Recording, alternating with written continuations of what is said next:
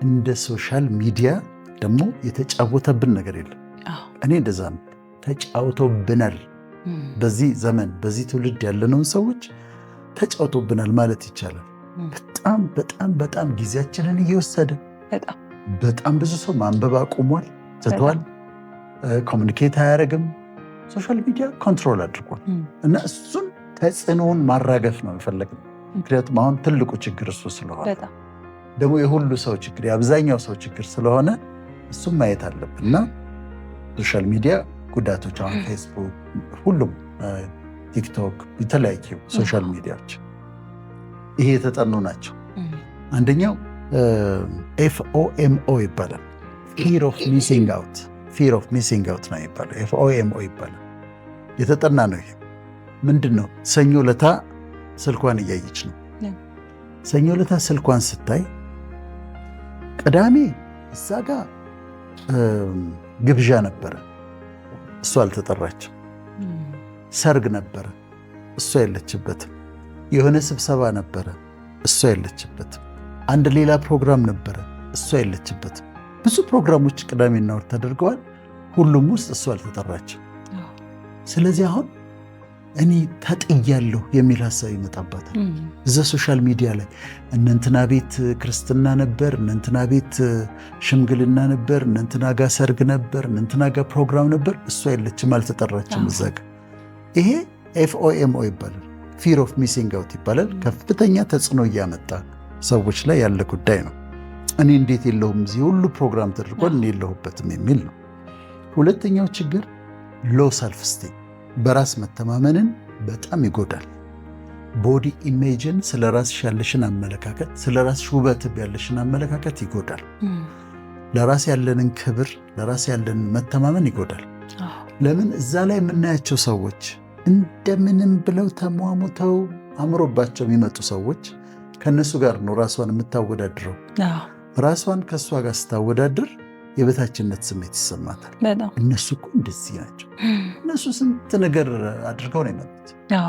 ስለዚህ ለራሷ ያለትን ክብር፣ ሰልፍ ኮንፊደንስ በጣም ይቀንሳል። ደግሞ እኮ እነሱ ለአንድ ቀን እኮ እንደዛ የዘነጡት፣ ግን አንቺ ኖርማል ህይወታቸው ይመስልሻል። ከዛ ኖርማል ህይወታቸው ይመስለናል። እንዳልሽው ከቅርብ ካሉ ሰዎች ጋር መተያየት እንኳን ይሻላል። ግን ሚዲያ ላይ ካሉ ሰዎች ጋር ራሳቸውን እያስተያዩ፣ ይሄ ዩኒቨርሳል ሁሉም ሀገር ያለ ችግር ነው። እኔ አላምርም፣ እነሱን ያቸው፣ እኔ ግን አላምርም የማለት ሀሳብ ይመጣባቸዋል። ከዛ ሶስተኛው ሶሻል አይዞሌሽን ነው። ብቸኝነትን ይፈጥራል። ቤተሰብ ውስጥ ሰው ኮሚኒኬት አያደርግም። ወንድምና እህት አይነጋገሩም፣ ከእናት ጋር አይነጋገሩም። ይህም ደግሞ ሌላ ችግር ነው። ዝም ተባብለው ሁሉም ስልኩ ላይ ሆኖ በቃ መነጋገር አይፈልግም። ስለዚህ አይሶሌት ያደርጋል። አራተኛው ኦቨር ሼሪንግ የሚባለው ነው። ማለት የሰዎችን ፕራይቬሲ ይነሳል። እና ኦቨር ሼሪንግ ሚስጥራችን አሁን አንዳንዴም በጣም የሚከብድ ነገር ነው። ሰዎች አውጥተው የሚያስቀምጡት የራሳቸው የቤተሰብ ሚስጥር ፈቅደው የሚያወጡት አሉ፣ ወይ ደግሞ ሌላዎች የሚያወጡባቸው አሉ። እንደሱ አለ። አምስተኛው ያው ሱስ ያስይዛል። በተለይ አሁን ቲክቶክ አይደል? በጣም ዶክተር፣ በጣም አሁን ላይ ቀኑን ሙሉ ሌሊቱን ሙሉ ስልካቸው ላይ ቁጭ ብለው የሚውሉና የሚያድሩ ሰዎች ቢቆጠር ወይም ቢጠና በጣም በርካታ ናቸው። በጣም ብዙ። ለዚህ ነው ቁጥር 1 ላይ መራገፍ አለበት ብዬ ያልኩት። አንዱ ይሄ በጣም ብዙ ሰዎችን አፌክት ስላለ ሱስ ነው። አይ ቲንክ ከሲጋራም ከምንም በላይ የበለጠ ሱስ ሳይሆን አይቀርም። አሁን ሌላው 6ኛው ስሊፕ ዴፕሪቬሽን ነው። እንቅልፍ ማጣት። በጣም ያመሻሉ። ቲክቶክ እያዩ እያዩ በጣም ያመሻሉ፣ እንቅልፍ አይተኙም። 7ኛው ፕሮዳክቲቭ፣ ጥናትን ማጥናት ያለባቸው ተማሪዎች አያጠኑም። ስራ መስራት ያለባቸው ሰዎች አይሰሩም። ይህም ደግሞ የተጠና ነው። ሬዲዩስ ፕሮዳክቲቪቲ አለ። 8ኛው ያው ሚስ ኢንፎርሜሽን፣ የውሸት ዜናዎች በጣም ይሰራጫሉ። ስለ ብዙዎቻችን እኮ ትሰሚያለሽ፣ ስለ ራስሽ ዜና በጣም ብዙ ትሰሚያለሽ። እሱ ነው። 9ኛው ሳይበር ቡሊንግ የሚባለው። ሳይበር ቡሊንግ ሃራስመንት ምንድነው? በማስ ሚዲያ በዚህ አይነት በሶሻል ሚዲያ ያሉ ስድቦች፣ ማንቋሸሾች፣ በጣም ብዙ ስድብ አለ፣ ብዙ ማንቋሸሽ አለ። ይህ አፌክት የሚያደርጋቸው ሰዎች አሉ። ዲፕሬስ የሚያደርጋቸው ሰዎች አሉ። ስለዚህ ቡሊንግ የሚባለው በተለይ ወጣቶች መቋቋም ይቸግራል።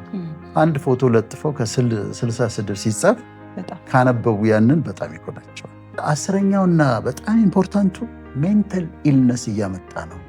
ሶሻል ሚዲያ የአእምሮ ህመም እያመጣ ነው። በአሁኑ ሰዓት እያመጣ ነው።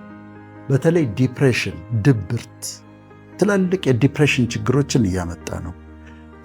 አንዛይቲ ኒውሮስ የሚባለው የጭንቀት በሽታን እያመጣ ነው እና አሁን ብዙ የአእምሮ ችግሮች ከሶሻል ሚዲያ ጋር እየተያያዙ ነው። እና እንዴት ነው አሁን ዶክተር፣ ይሄ እንደው ወሳኝ ሀሳብ ስለሆነ ሰዎች ሶሻል ሚዲያን የተወሰነ ይጠቅማልም ካልን መጠቀምም ካለብን ግን ደግሞ ያለውን እኚህን ተጽዕኖዎች ተጠቂ ላለመሆን ምንድን ነው መደረግ ያለበት? ሰዎች ምን ያድርጉ? አሁን በተለይ ሱስ ነው ካልን ከባድ ነው ሱስን በቀላሉ መተውና ምን ብናደርግ መልካም ነው? ልታይ ከገባሽ አሁን በተለይ ቲክቶክ አይደል ብዙ ኮንትሮል የሚያደርገው። ሰዓት ይዘሽ ግቢ፣ 10 ደቂቃ ነው የማየው ብለሽ ግቢ። ከዛ የእውነትም 10 ደቂቃዋን ስጨርሽ አቁሚ። ብልዘ 1 ሰዓት 2 ሰዓት 3 ሰዓት ቁጭ ብለው 4 ሰዓት የሚያሳልፉ ሰዎች አሉ። እና ሰዓት ይዞ መግባት ያስፈልጋል። ሁለተኛ ቤተሰብ ውስጥ ምሳሌ መሆን። አሁን የኔ ልጆች ምሳሌ ልንገርሽ። ትልቋ ልጄ አሜን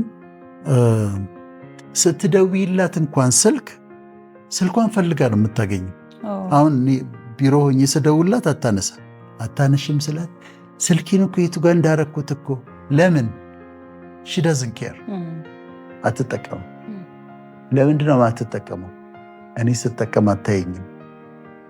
እኔ አቀርቅሬ ብታየኝስ ማታ ወይም እነሱ ጋር ሆኜ ልክ ነሽ እሺ እንዴት ነበር ትምህርት ምናምን ብልስ እሷም እንደዛው ነው የምትለው። ዩቲዩብ ጋር ትገባለች፣ መንፈሳዊ ነገር ትወዳለች፣ እሱን ትማራለች፣ ለትምህርት የሚጠቅማትን ትወስዳለች። ከዛ ውጭ አታውቀውም፣ አትፈልገውም። እኔ ከልክያት አይደለም፣ እኔ ስለማላረግም። ስለዚህ ቤት ውስጥ ምሳሌ መሆን አለ። ሁለተኛም ስፔሲፊክ እንደዚች የምትፈልጋቸው ነገሮች አሉ፣ እነሱን ታያለች። ከዛ በኋላ ጥናቷ ላይ ነች። እና ቤት ውስጥ ምሳሌ መሆን፣ አባት ካቀረቀረ ስልኩ ላይ፣ እናት ካቀረቀረች ስልኳ ላይ ልጆቹን ሊከለክሉ አይችሉም። እና ምሳሌ መሆን ያስፈልጋል። ተጽዕኖውን እናራግፈው።